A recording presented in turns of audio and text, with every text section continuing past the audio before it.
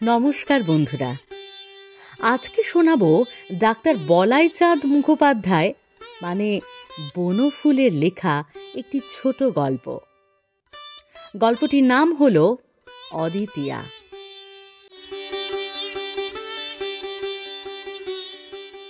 বেশ ছিলাম। আপিসে সাহেব এবং গৃহে মা ষষ্ঠী আমার প্রতি সদয় ছিলেন। সাহেব আমার মাহিনা এবং মা ষষ্ঠী আমার সংসার বাড়াইতেছিলেন। আমার পিতৃমাতৃকুলে আর কেহ ছিল না। উত্তরাধিকার সূত্রে কিছু টাকাও জুটিয়া গিয়াছিল। খাসা ছিলাম। প্রভাবতী অর্থাৎ আমার গৃহিণী গড়ে বছরে 1.5টি করিয়া সন্তান প্রসব করিয়া 4 বৎসরই আমাকে 6টি পুত্রকন্যার মালিক করিয়া তুলিয়াছিলেন। মাঝে 2বার যমজ হয়। এবংবিধ প্রজাবৃদ্ধি সত্ত্বেও কোনো অভাব ছিল না। হঠাৎ কিন্তু বেকুব বনিয়া গেলাম।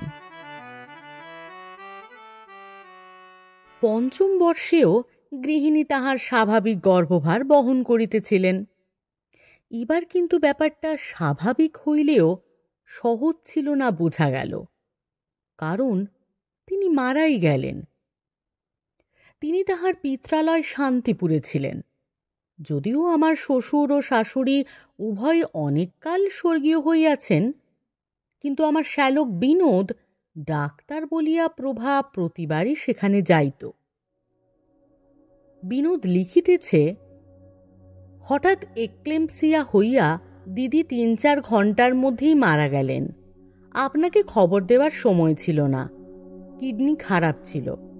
শেষদি ছেলেদের লইয়া সম্বলপুরে চলিয়া গিয়াছেন। তাহার চিঠি বোধহয় পাইয়াছেন। পাইলামও। তিনি লিখিতেছেন, কি করিবে বলো ভাই, সবই অদৃষ্ট। তোমার ছেলেমেয়েরা এখন আমার কাছে কিছুদিন থাকুক। আমি তো বাঁজা মানুষ, আমার কোনো অসুবিধা হইবে না। ছেলেরা ভালোই আছে, কোনো ভাবনা করিও না। ইতি। কিংকর্তব্য বিমূঢ় হইয়া ছুটির দরখাস্ত করিলাম। কপালগুনি আমার সাহেবও বদলি হইয়া গিয়াছিলেন। ছুটি সুতরাং মঞ্জুর হইল না। 2 মাস পরে সম্বলপুরবাসিনী শ্যালিকার আরেকখানি পত্র পাইলাম। তিনি অন্যান্য নানা কথার পর লিখিতেছেন, প্রভা সতীলক্ষ্মী ভাগ্যবতী ছিল। সে গেছে, বেশ গেছে। জাজল্যমান সংসারে স্বামী ছেলেপুলে সব রেখে গেছে। কিন্তু তোমার তা বলে সংসারটা ছাড়খাড় করা তো ভালো দেখায় না, উচিতও নয়। আমার কথা শোনো, আবার বিয়ে করো তুমি। এখানে একটি বেশ ডাগর মেয়ে আছে।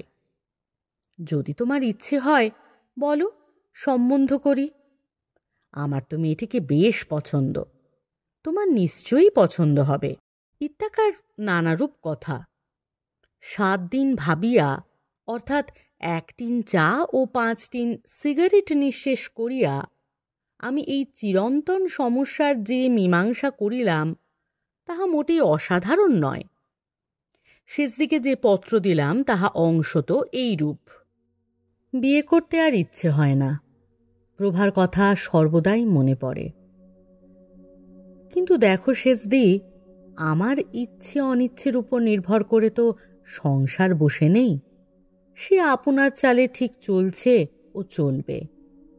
সুতরাং ভাবপ্রবণ হওয়াটা শোভন হলেও সুযুক্তির নয়, এটা ঠিকই।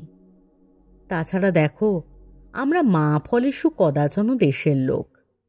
আর তোমরাও যখন বলছো, তখন আরেকবার সংসারটা বজায় রাখার চেষ্টা করাই উচিত বোধ হয়। দ্বিতীয় পক্ষের বিয়েতে আবার পছন্দ। তোমার হয়েছে তো? ক্রমশ বিবাহের দিন স্থির হইল। সম্বলপুরে বিবাহ। শেষদি বুদ্ধিমতী লিখিয়াছেন, ছেলেদের লাহোরে বড়দির কাছে পাঠিয়ে দিলাম। বাপের বিয়ে দেখতে নেই। স্বস্তির নিঃশ্বাস ফেলিলাম। যথাকালে সাহেবের হাতে পায়ে ধরিয়া হপ্তাখানিকের ছুটি লইয়া সোজা রওনা হইয়া পড়িলাম। একাই।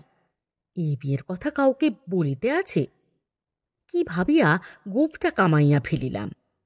একেই কালো মোটা চেহারা, তাহার উপর কাঁচা পাকা এক ঝুড়ি গোঁফ লইয়া বিবাহ করিতে যাইতে নিজেরই কেমন বাধো বাধো ঠেকিতে লাগিল। বিবাহ বাসর। ওই অবগুণ্ঠিতা চেলি পরা মেয়েটি আবার আমার সঙ্গিনী হইতে চলিয়াছে। প্রভাকেও একদিন এইভাবেই পাইয়াছিলাম। সে কোথায় চলিয়া গেল, আবার আরেকজন আসিয়াছে। ইহার কিডনি কেমন কে জানে। নানারূপ এলোমেলো কথা মনে আসিতে লাগিল। প্রভার মুখ বারবার মনে পড়ে। ছেলেগুলো না জানি এখন কি করিতেছে। মৃত্যুর পরও কি আত্মা সত্যি থাকে? এ মেয়েটি বেশ বড়সড় দেখিতেছি, কিন্তু ভারী জড়সড় হইয়া বসিয়া আছে, একেবারে মাথা নিচু করিয়া। আচ্ছা, প্রভার আত্মা যদি... গৃহান্মী গৃহান্মী। যন্ত্রচালিবৎ বিবাহ অনুষ্ঠান চলিতে লাগিল। শুভদৃষ্টির সময় মেয়েটি কিছুতেই ঘোমটা খুলিল না। সেজদি বলিলেন, ভারী লাজুক। আপাদমস্তক মুড়িয়া পাশ ফিরিয়া শুইল। আমিও ঘুমাইলাম। সেজদি লোক জমিতে দেন নাই। তাছাড়া দ্বিতীয় পক্ষের বিবাহে কি আর আমোদ করিতে চায়? মেয়েটির আপন বলিতে কেহ ছিল না, পরের বাড়িতে মানুষ। সেজদির বাড়িতেই বিবাহ, বলিতে গেলে সেজদিই কন্যাকর্তা। সুতরাং বিবাহ উৎসব জমে নাই। জমিল ফুলশয্যার রাত্রে। বক্ষে অনেক আশা ও আশঙ্কা লইয়া ঘরে ঢুকিয়া দেখি আমার 6টি সন্তান ও আরও একটি নবজাত শিশু লইয়া স্বয়ং প্রভা খাটে বসিয়া। স্বপ্ন দেখিতেছি নাকি? প্রভা কহিল, ছি ছি, সেজদিরই জিত হলো। মানে? মানে আবার কি? এবার ছেলে হওয়ার সময় ভারী কষ্ট হয়েছিল। অপরাধের মধ্যে সেজদিকে বলেছিলাম যে আমি বলি ওর ভারী কষ্ট হবে। সেজদি বললে হাতি হবে, 3 মাস যেতে না যেতে ফের বিয়ে করবে। আমি বললাম কখনো না। তারপর বাজি রেখে সেজদি আর বিনোদ মিলে এই ষড়যন্ত্র। আমি শান্তিপুরেই ছিলাম, আজ এই সন্ধ্যাবেলা এসেছি। এসে দেখি সেজদিরই জিত। পাড়ার মানকে ছোঁড়াকে কোণে সাজিয়ে সেজদি বাজি জিতেছে। 100টি টাকা দাও এখন। ছি ছি, কি তোমরা অমনি গোপটা কি বলে কামালে? আমার অবস্থা অবর্ণনীয়। পরদিন প্রভাতে সেজদির পাওনা চুকাইয়া দিয়াছি। এখন গোঁফটা উঠিলে যা বাঁচি।